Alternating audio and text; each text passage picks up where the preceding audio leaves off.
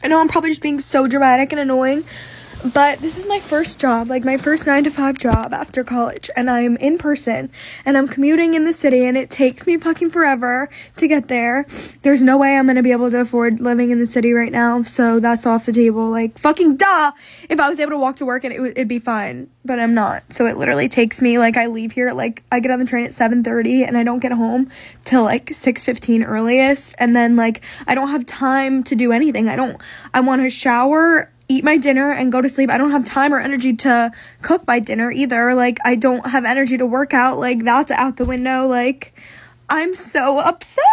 Oh my god. Nothing to do with my job at all, but just, like, the 9-to-5 schedule in general is crazy. Being in the office 9 to 5, like, if it was remote, you get off at 5, and you're home, and everything's fine. But, like, I'm not home. It takes me long to get home, and, like, people that drive to the office, like, you don't get off at 5, and I know it could be worse. I know I could be working longer, but, like, I literally get off, it's pitch black, like, I don't have energy. How do you have friends? Like, how do you have time to, like, meet, like, a guy? I don't know. Like, how do you have time for, like, dating? Like, I don't have time for anything, and I'm, like, so stressed out, and I'm also getting my period, so that's why I'm all emotional, but, like, am I so dramatic? It's fine.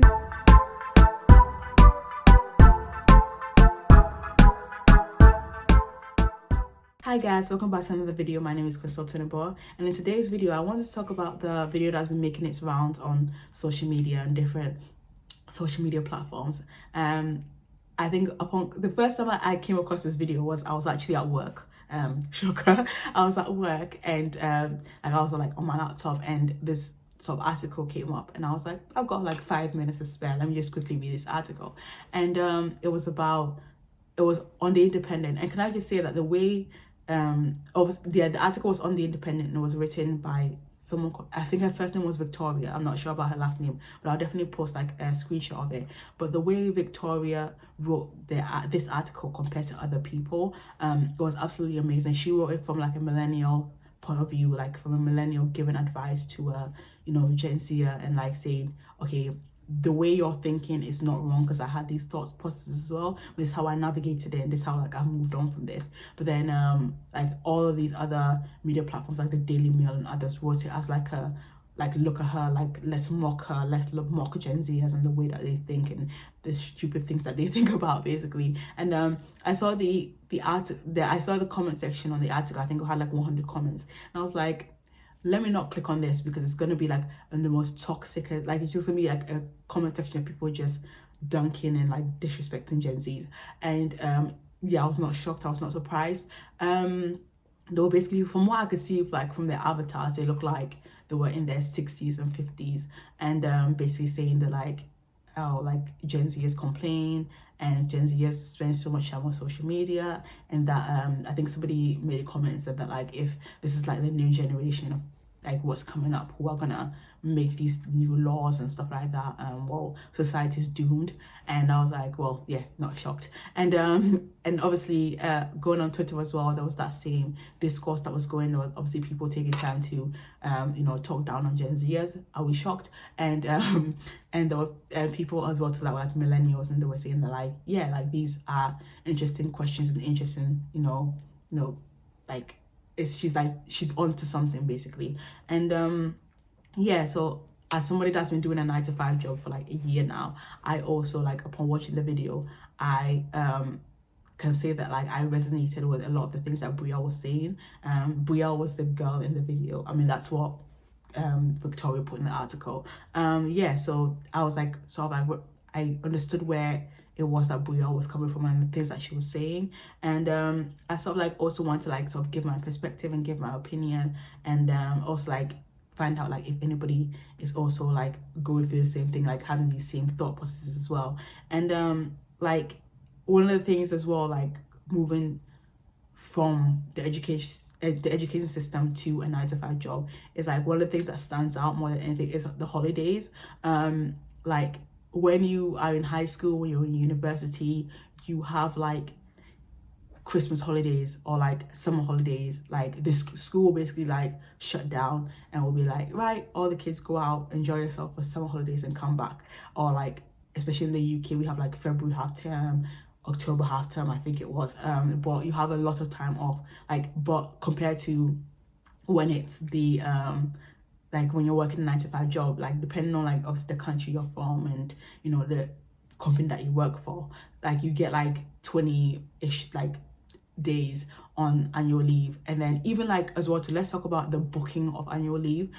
Luckily the people, like for me, booking annual leave has been simple, and you know the team that I work with are brilliant. But like I read another article as well. That's what I do at work, just reading articles. But I read an article at work where it was talking from like a child-free woman's point of view, where she was basically saying that like the people that she works with like were all had children. And I think it was like, you know, it's in a way that like they had that mentality of, oh well, if I want a certain time off, I should be obligated to that first, even if like you've booked that before me. I can come and ask you to change it, and I don't think that you have a right to argue with me or catch an attitude with me because, oh well, I have children and you know I should be my needs should be met because I have children and you know you don't, sort of thing. So I feel like that sort of, even that perspective of like, you know, majority of the time people can book off annual leave like whenever you want to. I think that was an interesting perspective from like people who don't really get along with their colleagues, or it's not as easy as some to book time off. And yeah, and even then like for holidays as well, to like for me, from going from high school I went to uni, and at university like you're not even, it's not like high school where you're in Monday to Friday set from a certain time to a certain time. Like at uni you just have to go in for your lectures, and like sometimes you'd be in like a 2-hour lecture or a 1-hour lecture. But like, you know, if you count like how many days, you're probably like, depending on like the university, depending on the course that you study, you have like some days off where there's some days where you don't need to go in. And like especially when I was in my 3rd year and I was in like my last semester, we had to do like our final project, and that meant like I had a free schedule basically. And it meant that like, of course, like I had to work on my final project to hand something in to graduate, but it meant that like from Monday to Friday I had nothing to do. That time from doing from virtually, I think like 3 or 4 weeks of having like no lectures to go to, and then going into a 9 to 5, that was like incredibly like, oh wow, like this is my life now, this like hard hitting sort of thing. So yeah, so I feel like that was like also an interesting like thought process as well, like from like upon me watching the video of Brielle. And as well, like in the video Brielle talks about commuting.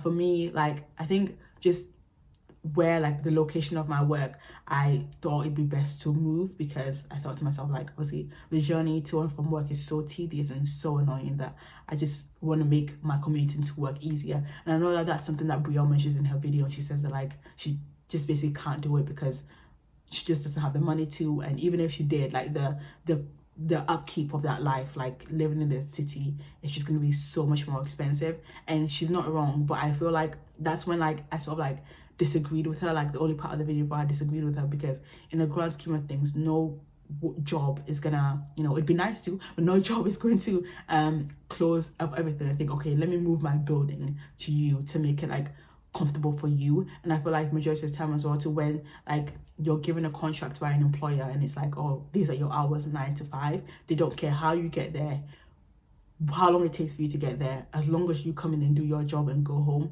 that's all that matters to them. And so I feel like that was one of those things where I understood what she was saying, but it was like commuting isn't going to be something that changes like unless you leave the company is that you're working at. She also talks about like time, which I thought was very interesting, because that's the one thing upon watching the video that's like I connected with straight away. You're like coming into like doing a 9 to 5 type job, and like what like whenever you come in, especially like in my first couple of months of like working, I just want to go home and then like sleep after work.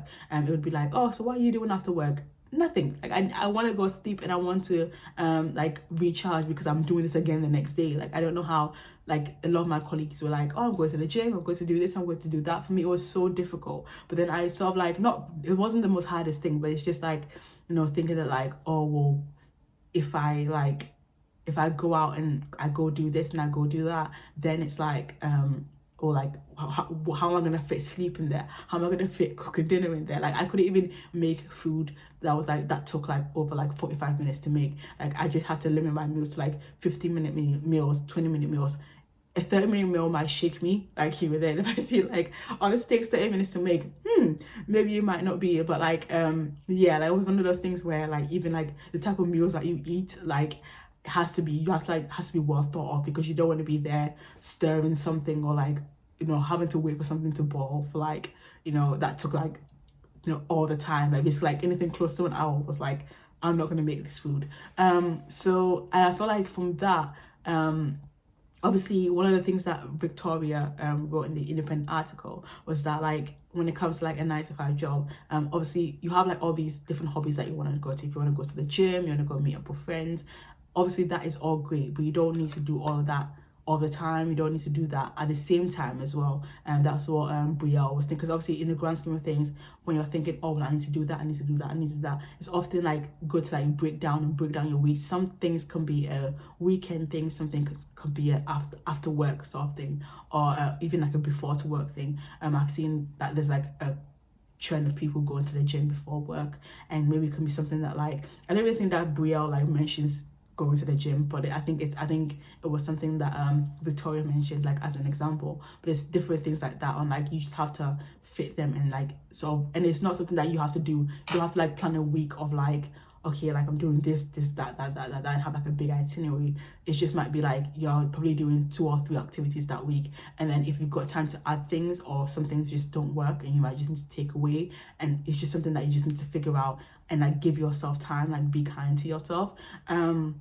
And also as well to like the friend thing, I had to think like, obviously like you can be friends with whoever you want, and what like have as many friends as you want to, but I think is that it's sort of also worth mentioning that it's a good thing to be friends with people that are in the same boat as you, who also work 9-to-5 jobs. Because if you, especially like coming out of university, there were people that you know, I graduated with, that went traveling, that were basically taking a year off, and were like, you know, and originally I want to do that, but I ended up just going into employment and getting a job because like I needed the money. But it's one of those things where yeah, if you feel like, if you're friends with, you can be friends with, like I said, friends with whoever you want to, but if you are doing a 9-to-5 job, you don't want to be the only person in your friend group that doesn't have a 9-to-5 job. And then otherwise it can also lead to resentment, where, you know, you are working all the time, and then you might have a friend that, you know, wants to call you all the time, and like doesn't respect the fact that,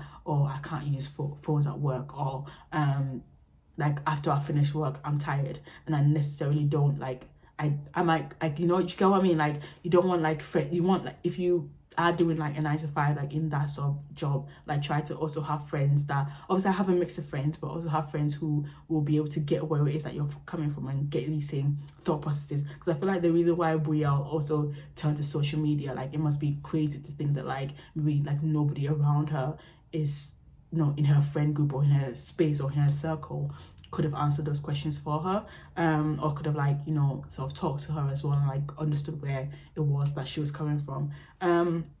She also talked about like, she mentioned like working from home, and obviously like due to like, you know, 2020, when like companies decided like, okay, like working from home could actually work for people. I feel like it's like, for me, I'm just unable to work from home. But if it's something that like Brielle wanted to do, it might be a case where, like she said, like in her next, like I was saying like previously, in her next job, she just might you know, apply for a job, or work for a company that allows like hybrid, so working from home. And because I feel like I couldn't work from home like Monday to Friday and that's it, because I feel like I'd go crazy.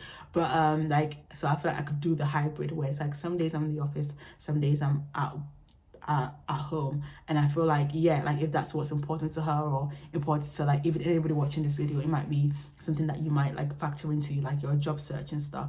And yeah, and I even like on Twitter, people were talking about like how perhaps that might be a thing for a lot of companies now. I know that obviously like due to the pandemic, more and more companies are picking that up. But yeah, like people were saying that like like I think one of the tweets that I saw was somebody was like, oh, Gen Zs are gonna change, especially like Bria, are gonna, once they get to higher levels of power, should I say, but like where they become leaders or they become managers or CEOs even, they can put in place, like, I think some of the things that are also being discussed are like 4-day weeks, so having a 3-day weekend. I don't know how that's gonna work. I don't know how people are gonna factor that in as well, because it's like one of those things, it's like, oh, if you want to work 4 days, then there might be, I don't think that your salary is going to be the same, but like it's going to be one of those things where it's not going to be my job to decipher that or think about that, but it's one of those like new changes of employment that people are talking about. And this is why, like, when seeing comments from like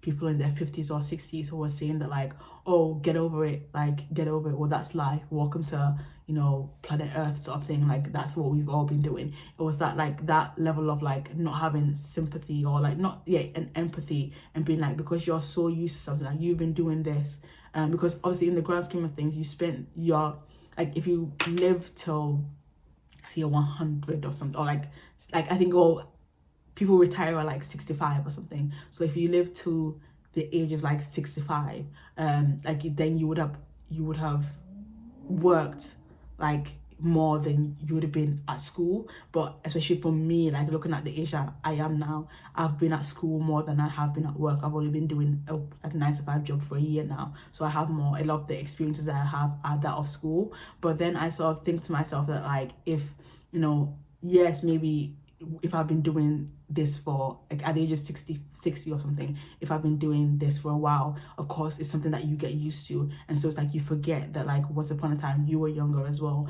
and so like, but just because you've been accustomed to something, it's normal to you now because you've been doing this for however many years you've been doing this, doesn't mean that like somebody who's just been doing it in the eyes of Brielle, just because she's been doing it for a couple of months, it's not a process that you can just say like, oh, toughen up, tighten up. That move, that jump from education to a 9-to-5 job is actually like, it's not as easy as like some people like make it out to be.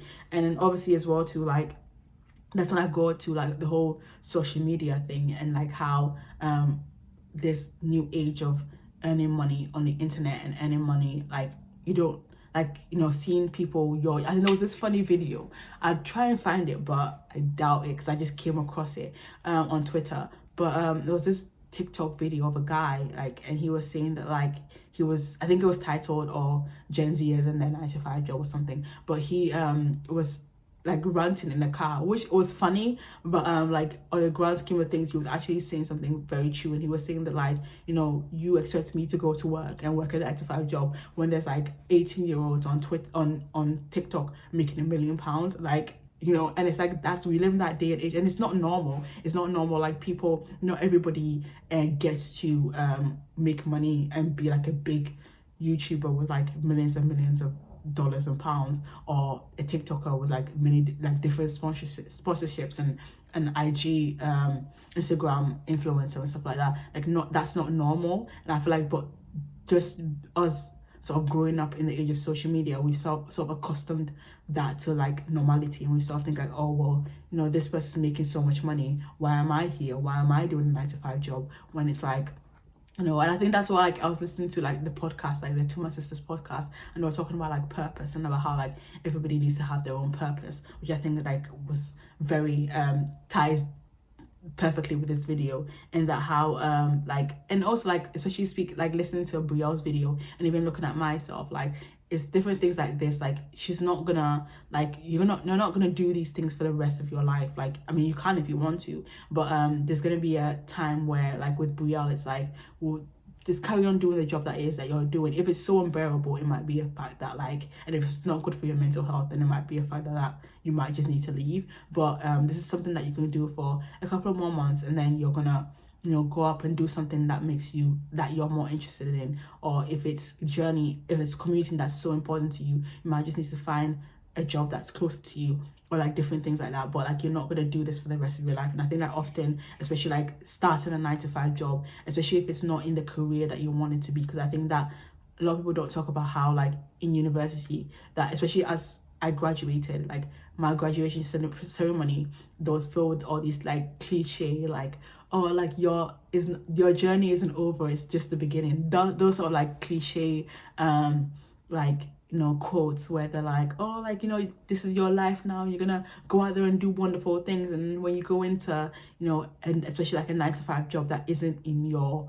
that, like for me, my job like has nothing to do with my degree, like has nothing, like it's just that idea that like it could drive somebody crazy, and might feel at that time that like, oh, I'm a failure. But you just have to realize that this is not something that you're gonna do for the rest of your life. Like this is like something that you start up, but also as well, so you're young, you're in your 20s, like from like you're and especially like even when you speak to more people in their 30s, like once they've got to a place or a company or a role, or something that they're comfortable at, is something that they'll tell you that, oh, once upon a time I was doing this, like in my 20s I was working here, and it, like, look at me now, I'm here. So it's that idea that like, in your 20s it's time for like to explore, like do things that, like if you want, like it might, your 20s is like a time to explore, and it's like you might find yourself in a company or in a particular employment now, but who's to say that like in the next couple of years you're not going to be doing something that, you're not going to find your purpose, or you're not going to find something that interests you.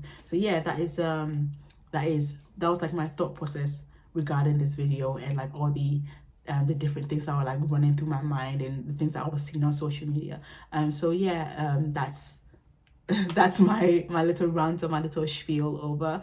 Thank you so much for, if you are at this part of this video, thank you so much for taking time out of your day to watch me. I really appreciate it. And if you would like to like, comment, subscribe on the video, feel free to, and I'll see you guys in my next video. Bye guys.